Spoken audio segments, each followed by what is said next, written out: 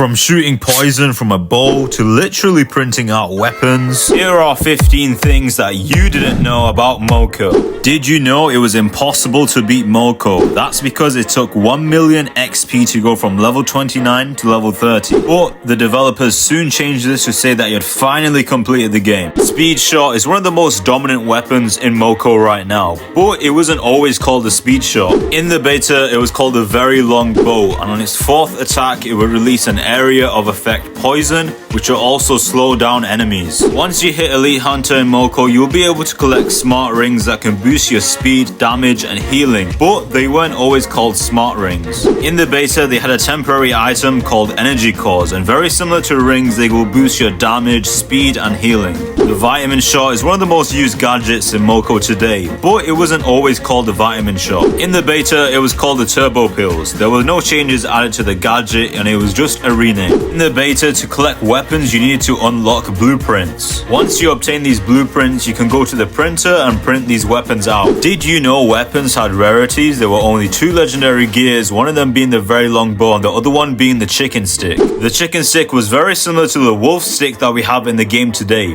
but on its 4th shot, it will be able to spawn 1 chicken and can have up to 3 chickens at the same time. The Chicken Stick was removed and is now called the Chicken-O-Matic in the game today. In the beta, to upgrade weapons, you need to collect materials, and if you don't have enough, you can upgrade them with Chaos Cubes, which are very similar to gems in Clash of Clans and Brawl Stars. The Splash Heal is one of the most unused gadgets in the game today, but its description doesn't quite match its use. Well, that's because the Splash Heal was actually renamed and it was called a Water Balloon in the beta.